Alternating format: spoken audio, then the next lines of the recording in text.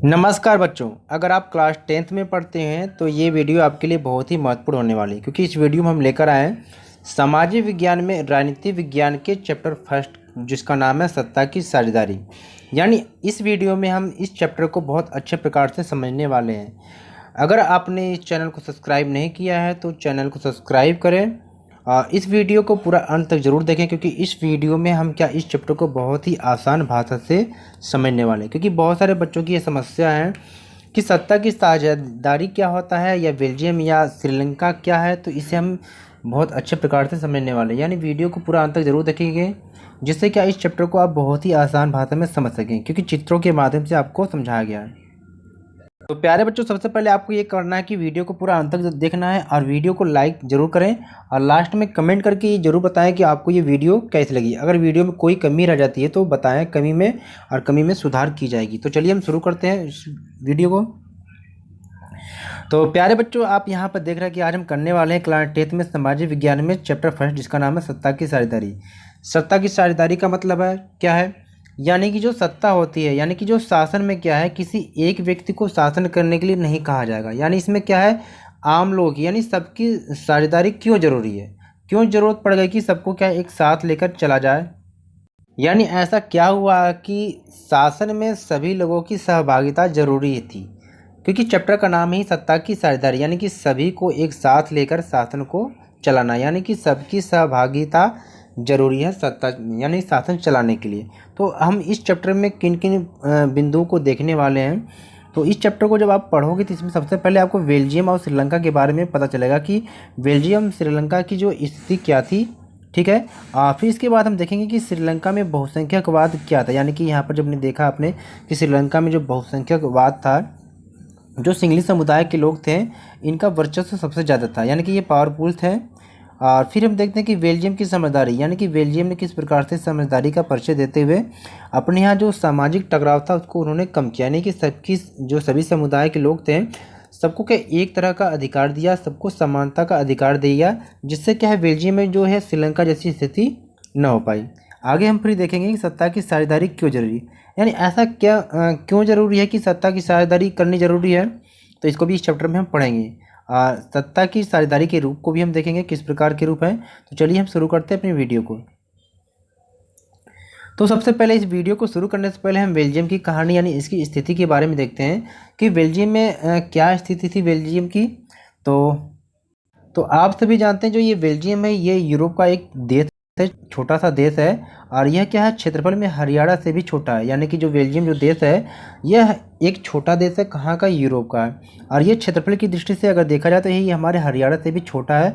और जो इसकी आबादी है, ये लगभग क्या 1 करोड़ से अधिक है। यानी लगभग कह सकते हैं कि हरियाणा से आधी संख्या इसकी है, यानी 1 करोड़। इसकी जो सीमाएँ हैं किसकी, बेल्जियम की, ये किससे, फ्रांस, नीदरलैंड, जर्मनी और लग्जमबर्ग से क्या है, ये लगती है, ठीक है। और एक बात का ध्यान देना है प्यारे बच्चों कि इस देश का जो समाज की जो जाति जो बुनावट कर सकते हैं या बनावट कर सकते हैं, ये बहुत ही जटिल है। यानी किसकी, यानी कि जो बेल्जियम देश है, यहाँ की जो समाज की जो जाति बुनावट है, ये बहुत ही जटिल है। जटिल क्यों है, आगे देखते हैं। जैसे कि चित्र के माध्यम से आप देख पा रहे होंगे, ठीक है। ये आपको ये बेल्जियम का जो चित्र है, यहाँ पे एक देख रहे हैं कि ये येलो कलर से है, ठीक है। और नीचे ये आपका रेड कलर से है, और इसी में एक साइड में भी एक अलग कलर से दिखाया जा रहा है। तो यहाँ पर जो देख रहे हैं, ये जो येलो कलर से है, ठीक है, जो येलो कलर से दिखाया जा रहा है, ये क्या है, यहाँ पर डच भाषा बोलने वाले लोग हैं, यानी कि डच समुदाय के लोग हैं, और ये फ्लेमिश शहर में रहते हैं। और ये जो रेड कलर का आप देख रहे हैं, ये क्या है, फ्रेंच भाषी लोग हैं, ये वेलोनिया क्षेत्र में रहते हैं, ठीक है। तो सबसे पहले देखते हैं कि जो बेल्जियम है, इसकी जो जातीय बनावट किस प्रकार की है। यानी यहाँ पर किस किस प्रकार से यहाँ पर बनावट है, यहाँ पर जो यानी यहाँ पर किस किस प्रकार से विविधता है, उसको हम देखेंगे और साथ ही समझते चलेंगे। तो यहाँ पर आपको ध्यान देना है कि 59% यानी कि 59% जो लोग हैं जो फ्लेमिश क्षेत्र में रहते हैं, ठीक है। और ये क्या है, डच भाषा को बोलते हैं। और 40% जो लोग इस हैं जो वेलोनिया क्षेत्र में रहते हैं, और ये जो फ्रेंच भाषा बोलते हैं, ठीक है। यानी यहाँ पे देख पा रहे होंगे, यानी कि जो 59% जो लोग हैं, ये जो येलो कलर के हैं, ये क्या है, फ्लेमिश शहर में क्षेत्र में रहते हैं, ये जो डच भाषा को बोलते हैं, ठीक है। और 40% जो लोग हैं जो वेलोनिया क्षेत्र में रहते हैं और फ्रेंच भाषा को बोलते हैं, वो इस क्षेत्र में रहते हैं। ये रेड कलर से जो दिखाया गया है, ये क्या है, फ्रेंच भाषा बोलने वाले लोग हैं, ठीक है। तो यहाँ पर ये अलग अलग भाषा के आधार पर यहाँ पर क्या विविधता है और क्षेत्र के आधार पर विविधता है, ठीक है। और जो 1% जो लोग हैं वो जर्मन भाषा को बोलते हैं, जो 1% के लोग हैं जो जर्मन भाषा को बोलते हैं, और यहाँ पर वो इस क्षेत्र में रहते हैं, ठीक है। यहाँ पर जो दिखाया गया ये इस क्षेत्र में ये रहते हैं, क्योंकि ये बेल्जियम की क्या जाति बनावट है, तो इसको आप देखेंगे। लेकिन इसकी जो स्थिति है ठीक राजधानी में ठीक उल्टा है, यानी कि जो बेल्जियम की राजधानी जो है ब्रुसेल्स है। तो आपको याद होना चाहिए कि बेल्जियम की जो राजधानी है ब्रुसेल्स है। यहाँ पर क्या है, यहाँ पर ठीक उल्टा है, क्या है, क्योंकि जी यहाँ पर आप देख रहे हैं ये बेल्जियम की राजधानी ब्रुसेल्स है, और यहाँ पर जो 80% जो लोग हैं ये फ्रेंच भाषा को बोलते हैं, और जो 20% जो लोग हैं ये डच भाषा को बोलते हैं। यानी कि अगर आप एक प्रकार से देख रहे हैं तो ओवरऑल जो आपकी ये बेल्जियम है, यहाँ पर जो जिसका सबसे ज़्यादा जनसंख्या है वो किसकी है, डच भाषा बोलने वाले। यानी कि जो डच भाषा बोलने वाले लोग हैं और इस क्षेत्र में रहते हैं, ये बहुसंख्यकवाद हैं, ठीक है। यानी कि इनकी संख्या ज़्यादा है। और 40% जो लोग हैं ये आपके क्या है, फ्रेंच भाषा बोलने वाले हैं, और ये यहाँ पर क्या है, अल्पसंख्यक है। लेकिन राजधानी में अगर देखा जाए ठीक इसी प्रकार से उल्टा है। राजधानी में क्या हाल है, राजधानी में जो आपकी जो फ्रेंच भाषा बोलने वाले लोग हैं वो वहाँ पर उनकी संख्या सबसे ज़्यादा है, और डच भाषा बोलने वाले लोग हैं जिनकी संख्या जो 20% है वो उनकी संख्या कम है, ठीक है। तो ये थी बेल्जियम की क्या जातीय बनावट। आगे देखते हैं। यानी एक प्रकार से हम कह सकते हैं कि जो फ्रेंच भाषी लोग हैं, ठीक है, यानी कि जो फ्रेंच भाषी लोग हैं, यानी कि इनकी संख्या क्या है, जो यानी इसमें कहा जा रहा है कि जो फ्रेंच भाषी के लोग थे, ठीक है, इनकी अगर देखा जाए तो संख्या कम थी, लेकिन संख्या कम थी लेकिन ये काफ़ी क्या पावरफुल या ताकतवर थे। तो फ्रेंच भाषी जो लोग थे ये क्या है, इनकी संख्या कम थी, लेकिन ये बहुत ही समृद्ध थे और ये ताकतवर थे, ठीक है। और इसी संख्या के बल पे क्योंकि ये हर काम को ये कर लेते थे। और जो डच भाषी के जो लोग थे इनकी संख्या यानी कि एकदम से ज़्यादा थी, लेकिन ये क्या ज़्यादा पढ़े लिखे नहीं थे, इनकी आर्थिक स्थिति बहुत क्या ख़राब थी। और धीरे धीरे क्या ये बाद में इनकी आर्थिक स्थिति कुछ सुधरी, कुछ ये शिक्षा के क्षेत्र में ये कुछ इनकी स्थिति जब सही हुई तो ये क्या शिक्षा का लाभ पाने के इन्होंने क्या है, यानी आगे चलकर जब इनकी कुछ स्थिति जो सुधरी, इनका आर्थिक विकास कुछ हुआ, तो ये इन्होंने क्या इस स्थिति से नाराज़ रहे। अब इनका मानना था कि हमें भी क्या है बराबर का अधिकार मिलना चाहिए, हमारे साथ भी क्या है समानता का अधिकार होना चाहिए। तो इस स्थिति से ये नाराज़ थे, ठीक है। और यही स्थिति होने के कारण हुआ क्या कि 1950 लेके 60 तक के बीच में क्या है, दशक में क्या हुआ कि जो फ्रेंच और डच बोलने वाले लोग थे इन दोनों के बीच में क्या है तनाव बढ़ने लगा। तो ये स्थिति थी यहाँ पर वहाँ पर बेल्जियम में फ्रेंच और डच भाषा बोलने वाले लोगों में, यानी कि जिनकी संख्या सबसे ज़्यादा थी तो वो क्या कम पावरफुल थे, जिनकी संख्या कम थी वो क्या ज़्यादा ताकतवर थे। जैसे आप मान लीजिए कि जमींदार लोग होते हैं तो इनकी संख्या कम होती है लेकिन वो काफ़ी पावरफुल होते हैं। और जो कुछ जिनकी संख्या ज़्यादा होती है काफ़ी वो गरीब होते हैं, धीरे धीरे उनके क्या है विकास बाद में होता है। शिक्षा जब उनको शिक्षा मिलती है तो वो क्या सोचते हैं कि उनको भी क्या है बराबर का स्थिति मिलना चाहिए, क्योंकि वो इस स्थिति से नाराज़ होते हैं। अब हम एक दूसरे देश के बारे में देखते हैं कि यहाँ पर इसकी जाति बनावट क्या है, यानी कि जाति बनावट क्या है, जिसका नाम है श्रीलंका, ठीक है। तो श्रीलंका की हम कहानी को देखते हैं, इसकी स्थिति को देखते हैं। तो जैसा कि आप जानते हैं कि श्रीलंका क्या है द्वीपीय देश है। द्वीपीय देश का मतलब है कि भाई जमीन ये देख रहे हैं आप श्रीलंका का चित्र आप देख रहे हैं, इसके जो चारों तरफ से क्या है ये जल है, तो इसको ये द्वीपीय देश के नाम से जानते हैं। ये यहाँ पर क्या जैसे आप मान लीजिए आपका यहाँ पर भारत है, तो ये भारत के पास यानी कि तमिलनाडु के दक्षिण तट से क्या है ये कुछ ही किलोमीटर की दूर पर ये स्थित है। और इसकी जो आबादी है श्रीलंका की ये लगभग क्या है 2 करोड़ है, और ये लगभग क्या हमारे हरियाणा से क्या है बड़ा है। लेकिन यहाँ पर भी क्या है इसकी भी जाति जो बनावट है ये अलग अलग प्रकार है, क्योंकि यहाँ पर जैसे आप येलो कलर से जो आप देख रहे हैं ये क्या यहाँ पर क्या सिंगली समुदाय के लोग हैं, ठीक है। और ये लगभग अगर देखा जाए तो ये बौद्ध धर्म को मानने वाले लोग हैं। और ये जो आप ऊपर आप कलर देख रहे हैं तो ये जो आप कलर जो है ये तमिल लोगों की है। ये जो तमिल लोगों की है ये भारतीय तमिल है, ठीक है। इसमें भी तमिल भी जो अलग अलग प्रकार के हैं, कुछ वहाँ के जो निवासी श्रीलंकाई तमिल के थे और कुछ क्या भारतीय तमिल, तो इसको हम आगे समझते हैं। तो यहाँ पर जब देखेंगे कि श्रीलंका में जाति इसकी बनावट किस प्रकार से थी, तो श्रीलंका में लगभग क्या है कई जाति के समूह के लोग भी थे, ठीक है। और इसमें जो 74 यानी कि 74% जो थे ये सिंगली भाषा बोलने वाले लोग थे, यानी कि सिंगली समुदाय के लोग थे। जैसे कह लीजिए कि वो क्या बौद्ध धर्म को मानते थे, और 18% जो लोग थे जिसमें तमिल भाषी के लोग थे, और जो कुछ हिंदू, कुछ मुसलमान या कुछ अन्य ऐसे धर्म को लोग मानने वाले थे।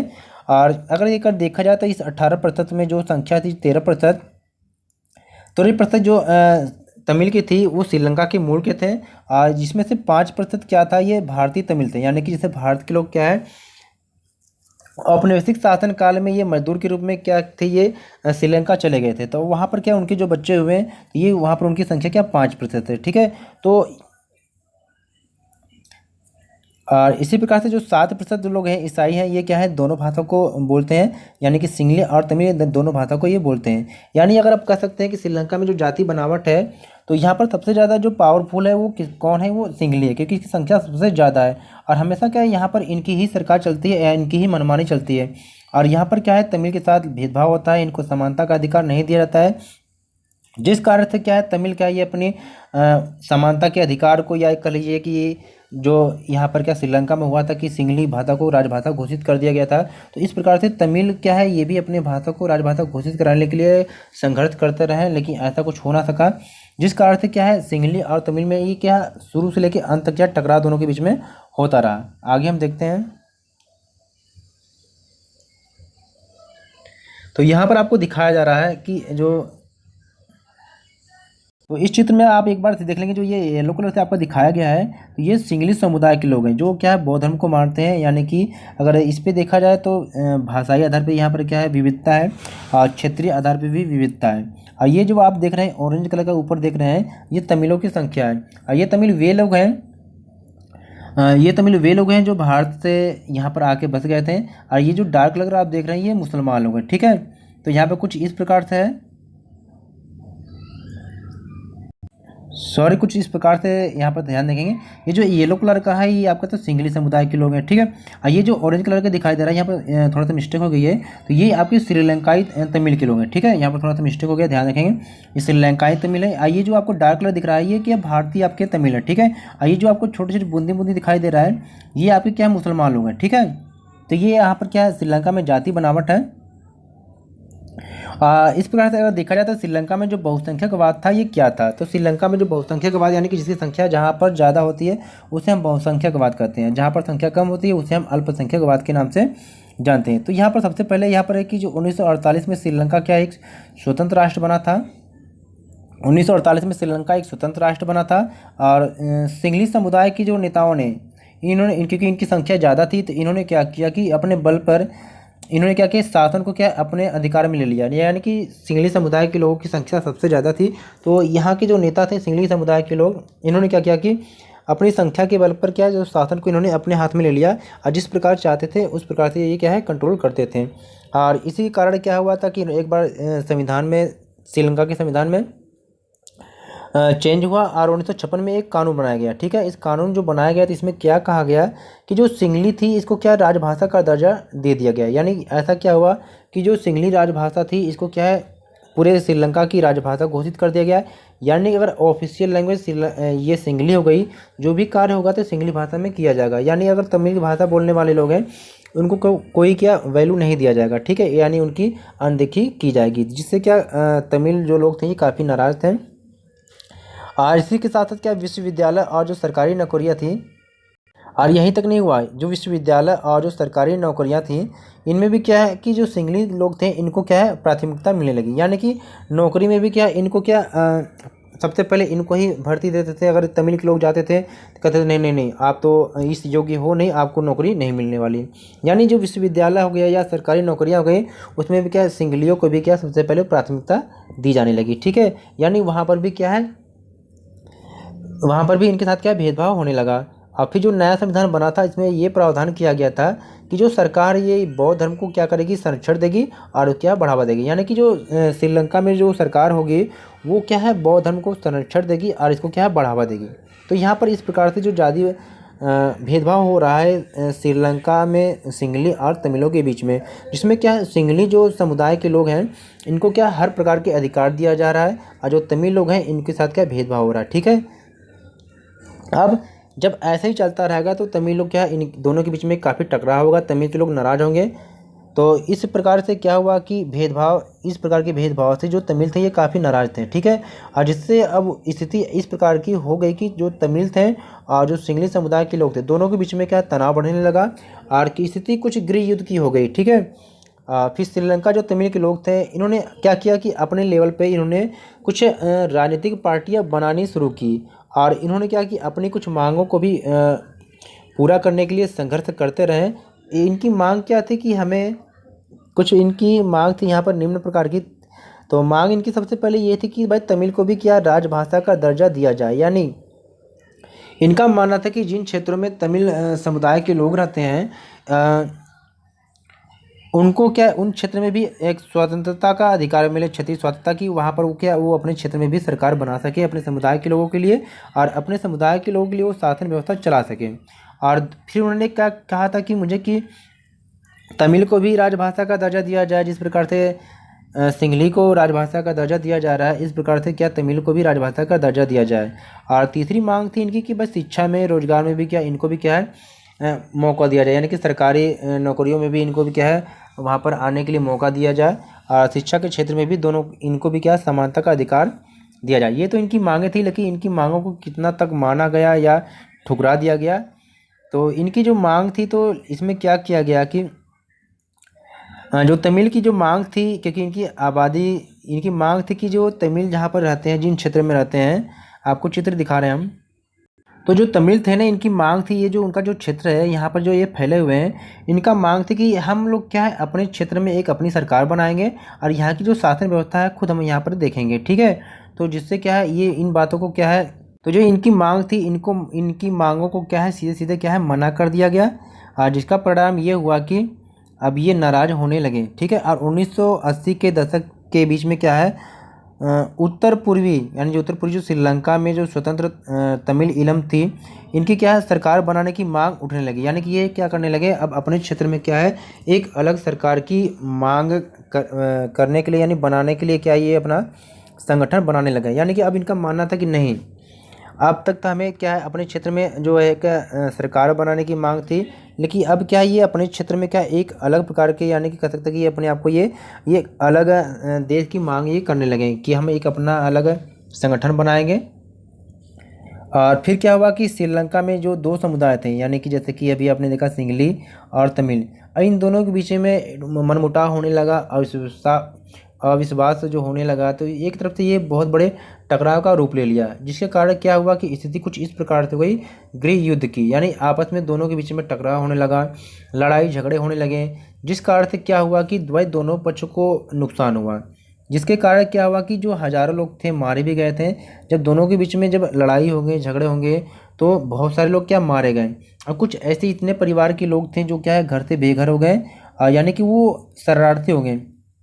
और इस प्रकार की जब स्थिति होती है तो बहुत सारे लोगों की क्या है रोजी रोटी तक भी छीन जाती है। यानी इस प्रकार से श्रीलंका में भी स्थिति कुछ इस प्रकार से हुई, क्योंकि देखो श्रीलंका में हुआ क्या था कि यहाँ पर जो दो समुदाय के लोग थे सिंगली और तमिल, तो यहाँ पर एक जो समुदाय के लोग हैं उनको पूरा अधिकार दिया जा रहा है और दूसरे जो समुदाय के लोग हैं तमिल है उनको कोई भी अधिकार नहीं दिया जा रहा है। तो उनके साथ भेदभाव हो रहा है, क्योंकि देखिए कि अगर कोई भी देश क्यों ना हो, अगर वहाँ पर अलग अलग समुदाय के लोग होते हैं, तो अगर आप चाहते हैं कि उस देश में शासन व्यवस्था सही प्रकार से अगर चल सके तो सभी समुदाय को क्या है बराबर का मौका मिलना चाहिए, यानी कि सबके बारे में सोचना चाहिए, सबके अधिकारों को मानना चाहिए।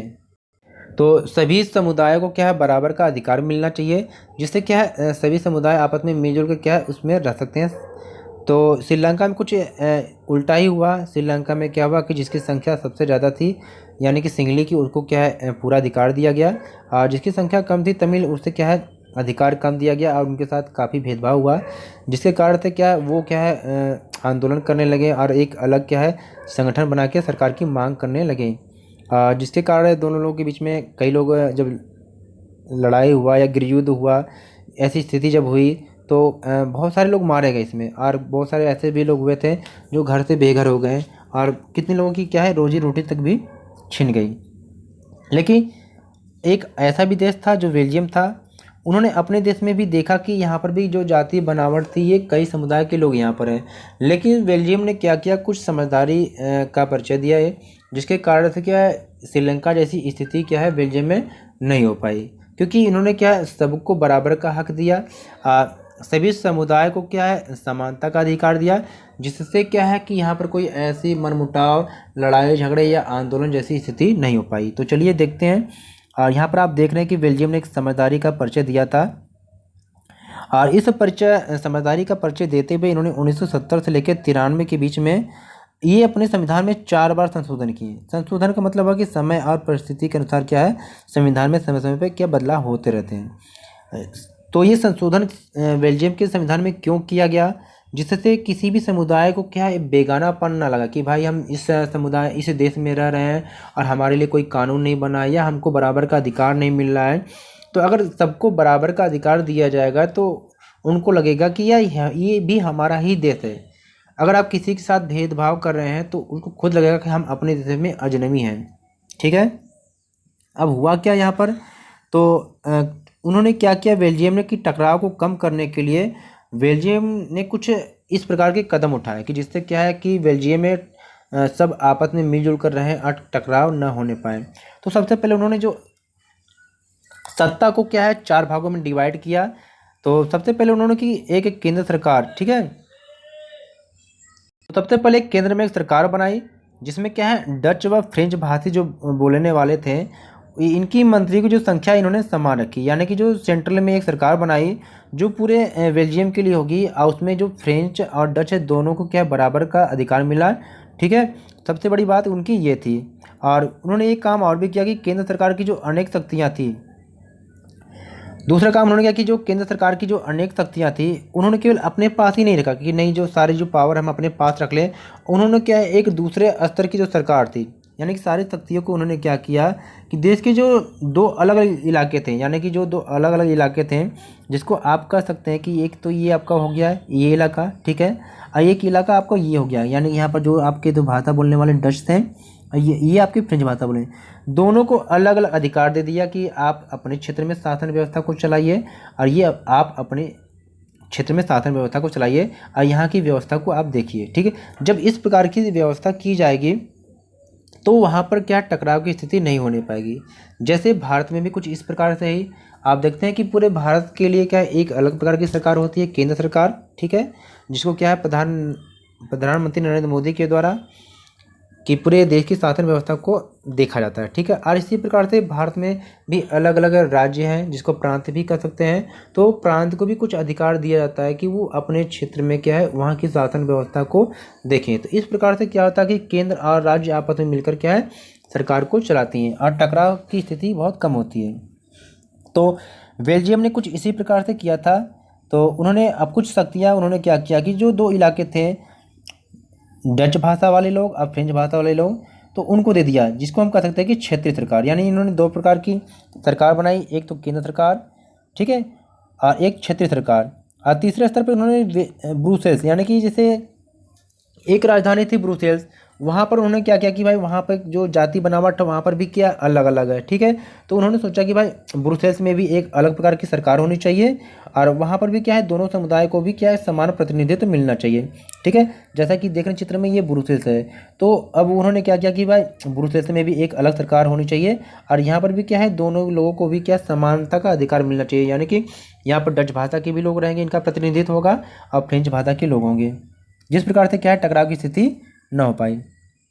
अगला क्या है, एक कुछ इस प्रकार के भी लोग थे सामुदायिक सरकार, यानी जिनका चुनाव क्या होता है कि संबंधित भाषा के लोग ही करते हैं। जैसे हम कह सकते हैं कि फ्रेंच भाषा के लोग हैं, डच भाषा के लोग हैं या जर्मन भाषा के लोग हैं।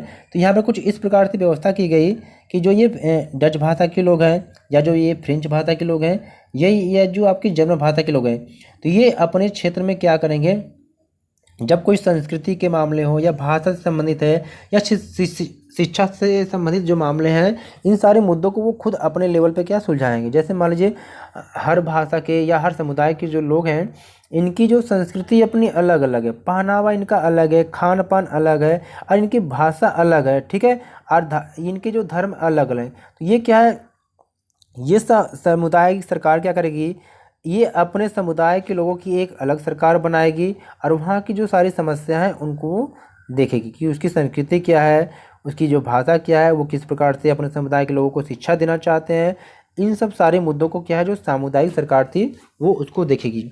यानी आप कह सकते हैं कि बेल्जियम ने 4 प्रकार की सरकार को, यानी सरकार को 4 भागों में उन्होंने बांट दिया। एक केंद्र सरकार, ठीक है, एक क्षेत्रीय स्तर पर उन्होंने सरकार को डिवाइड किया, एक जो उसकी जो राजधानी थी ब्रुसेल्स, यानी एक जो राजधानी थी ब्रुसेल्स, वहाँ की भी सरकार अलग ही होगी, उसको भी बांट दिया। एक सामुदायिक सरकार, इन्होंने सरकार का जो बंटवारा है 4 भागों में उन्होंने कर दिया, जिस प्रकार से क्या है आपसी टकराव न होने पाए, सभी लोग क्या है मिलजुल कर क्या है सरकार को चलाने में अपनी सहभागिता को सही प्रकार से सुनिश्चित करें। अब यहाँ पर ये है कि सत्ता की साझेदारी क्यों जरूरी है, क्या कारण है कि सत्ता की साझेदारी, यानी क्या कारण है कि सत्ता की साझेदारी सबसे ज़रूरी है, यानी कि सत्ता में क्या है सभी लोगों की सहभागिता जरूरी है। तो यहाँ पर जैसा कि आप देख सकते हैं कि भाई सत्ता में सबकी जो सहभागिता या जरूरी इस बात से हो सकती है कि सत्ता का बंटवारा इसलिए ज़रूरी है क्योंकि इसमें क्या है विभिन्न सामाजिक जो समूह होते हैं इनके बीच में टकराव को कम किया जा सके। जैसे कि मान लीजिए यहाँ पर किसी भी देश में ये अलग अलग अगर समुदाय के लोग होते हैं, ठीक है, अलग अलग समुदाय के लोग होते हैं, तो अगर उनको क्या है सत्ता में अगर भागीदार नहीं बनाया जाएगा तो उनके बीच में क्या है और दूसरे समुदाय के बीच में क्या आपसी टकराव हो जाएगा। जैसे कि आप देखते हैं कि जो भारत में ही ले लें, जो कमज़ोर वर्ग के लोग होते हैं उन लोगों को कुछ क्या है आरक्षण दिया जाता है, रिजर्वेशन दिया जाता है, जिससे क्या है वो आगे बढ़ सकें, ठीक है। तो अब क्या है उनको उनकी भी सहभागिता ज़रूरी है सरकार को चलाने में, सत्ता में। तो यही स्थिति यहाँ पर होनी चाहिए कि सत्ता में क्या है सभी लोगों की क्या सहभागिता जरूरी है, यानी जितने समुदाय के लोग हैं सबको क्या समानता का अधिकार मिलना चाहिए और सबको क्या सरकार बनाने में सबका रोल होना चाहिए, ठीक है। आगे क्या है कि सत्ता की जो साझेदारी है एक तरफ से कह सकते हैं कि ये लोकतंत्र की आत्मा है, क्योंकि देखो लोकतंत्र की आत्मा का मतलब ये है कि अगर सभी लोग आपस में क्या है मिलकर अपने सरकार को क्या चुनते हैं या सबको वोट देते हैं, क्योंकि सभी की सहभागिता है, सबको अधिकार दिया गया है, तो ये आपकी लोकतंत्र की व्यवस्था है कि लोकतंत्र में क्या सभी लोग क्या है सरकार को चुनते हैं, सबको अलग अलग अधिकार दिया गया है, समानता का अधिकार दिया गया है। यानी ये कह सकते हैं कि भाई लोगों की सत्ता में हिस्सेदारी सुनिश्चित करना ही क्या है सत्ता की साझेदारी है। अब यहाँ पर देखेंगे कि सत्ता की साझेदारी के रूप, तो सत्ता की साझेदारी क्यों जरूरी है हमने इसको देखा है, सत्ता की साझेदारी के रूप क्या क्या हो सकते हैं। तो प्यारे दोस्तों वीडियो को लाइक भी करते रहें और वीडियो को शेयर करें। अगर इस वीडियो में जो भी कमी हो जाती है, आपको लगता है कि इस वीडियो में क्या कमी हो गई है, कमेंट में आप ज़रूर बताएं। हो सकता है कि अगली वीडियो में क्या है उस कमी को सुधारने की कोशिश की जाएगी। तो यहाँ पर क्या सबसे पहले जब हम सत्ता की साझेदारी यानी कि इसके जो रूप को देखते हैं, तो पहला जिसका प्रकार है जो सत्ता की क्या है सत्ता का क्षैतिज वितरण, यानी कि जो इसका पहला प्रकार है सत्ता का क्षैतिज वितरण, यानी इसमें ये कह सकते हैं कि सरकार के विभिन्न अंगों के बीच में क्या है सत्ता का बंटवारा। आपको अगर सत्ता का क्षैतिज वितरण अगर नहीं याद है तो ये भी याद होना चाहिए सरकार के विभिन्न अंगों के बीच में बंटवारा, क्योंकि इसका नाम दिया गया है सत्ता का क्षैतिज वितरण। अब सरकार के विभिन्न अंग कौन कौन से हैं आपको पता होना चाहिए, विधायिका, कार्यपालिका, न्यायपालिका, यानी कि जो कानून बनाती है विधायिका हो गई, जो कानूनों का पालन करवाती है कार्यपालिका हो गई, और जो कानूनों का उल्लंघन करने वाले को दंड देती है वो न्यायपालिका है। अब ये जो तीनों हैं ये विभाग हैं, ये क्या है अपने अपने क्षेत्र में स्वतंत्र रूप से कार्य करते हैं, ठीक है। ये अपने क्षेत्र में कार्य करने के लिए स्वतंत्र है, कार्यपालिका अपने क्षेत्र में कार्य करने के लिए स्वतंत्र है, न्यायपालिका अपने क्षेत्र में कार्य करने के लिए स्वतंत्र है, और जो ये एक दूसरे के कार्य में ये दखल नहीं देते हैं। दूसरा यहाँ पर प्रकार है सत्ता का ऊर्ध्वाधर वितरण, या तो ये कह सकते हैं कि सरकार के विभिन्न स्तरों के मध्य सत्ता का बंटवारा, यानी कि जैसे कि आप देखते हैं कि भारत को ले लें तो भारत में भी क्या है 2 या 2 से अधिक स्तरों पर सरकार है, यानी एक सरकार ऐसी है जो पूरे भारत के लिए कानून बनाती है, उस व्यवस्था को लागू करती है। एक सरकार है अलग अलग राज्य की होती है, ठीक है, वो अपने लेवल पे क्या शासन व्यवस्था को बनाती है, वहाँ पर कानून लागू करती है। और एक जो शासन तीसरा जो स्तर है स्थानीय सरकार, ये जिसको कहते हैं लोकल गवर्नमेंट, यानी कि जो एक गांव और जिला की शासन व्यवस्था होती है, तो ये क्या ये अपने लेवल पे क्या सरकार को चलाते हैं, ठीक है। अब जो इसका तीसरा प्रकार है विभिन्न सामाजिक समूहों के बीच में क्या सत्ता का वितरण, जैसा कि अभी हम जानते हैं कि जैसा कि अभी हमने देखा था कि जैसे कि बेल्जियम में क्या था कि डच भाषा के समुदाय के लोग थे और फ्रेंच भाषा के समुदाय के लोग थे। तो वहाँ पर क्या है, विभिन्न समूहों के बीच में क्या सरकार का वितरण हो गया कि आप अपने समुदाय के लोगों के लिए सरकार चलाइए और आप अपने लोगों के लिए, समुदाय के लिए सरकार चलाइए। तो ठीक इसी प्रकार से भी विभिन्न सामाजिक समूहों के बीच में क्या सत्ता का बंटवारा होता है। जैसे भाषाई और धार्मिक समूहों के बीच में क्या सत्ता का बंटवारा होता है। जैसे भारत में ले लें कि बहुत लोगों को क्या है आरक्षण दिया जाता है, जिसके कारण क्या वो करते हैं कि सत्ता में उनकी भी भागीदारी हो सके, जिससे क्या वो अपने समुदाय के बीच, समुदाय के लोगों का प्रतिनिधित्व भी कर सकें। ठीक है, तो इस प्रकार से क्या है, तो इस प्रकार से आपने देखा था कि बेल्जियम में भी क्या सामुदायिक सरकार थी, ठीक उसी प्रकार से इसमें भी है। अगला प्रकार है दबाव समूह एवं राजनीतिक दलों के मध्य क्या सत्ता का वितरण। अब जैसे कि कुछ ऐसे भी समूह रहते हैं जो कि बाहर से रहकर क्या करते हैं, सरकार को कंट्रोल करते हैं। जैसे आप कह लीजिए कि कुछ ऐसे जो व्यक्ति होते हैं जिनका ग्रुप होता है, समूह होता है, वो अपनी बात को सरकार से मनवाने के लिए क्या करते हैं, सरकार पर हमेशा क्या दबाव करते रहते हैं। जैसे कि आप देख लीजिए मजदूर संघ होते हैं, ये अपनी मांग को या डिमांड को पूरा करने के लिए सरकार पर क्या है समय समय पे क्या है दबाव बनाते रहते हैं। या कुछ राजनीतिक दल होते हैं या पार्टियाँ होती हैं जो क्या सरकार में यानी कि सत्ता में नहीं आती हैं, तो वो क्या है विपक्ष में रहकर भी क्या है सरकार पर दबाव बनाती रहती हैं, जिससे सरकार क्या है इनको क्या है, जिससे सरकार क्या है सही प्रकार से काम कर सके और सबको क्या है समानता का अधिकार दे सके। ठीक है, तो ये कुछ ऐसे प्रकार थे, चैप्टर थे, यानी कि तो ये चैप्टर हमारा यहीं पर समाप्त होता है। उम्मीद करते हैं कि ये वीडियो आपको पसंद आई होगी। तो वीडियो को लाइक शेयर ज़रूर करें, जिससे हमें मोटिवेशन मिलेगा और आने वाले जो वीडियो है आपके लिए सभी चैप्टर को बहुत जल्दी लेकर आएंगे।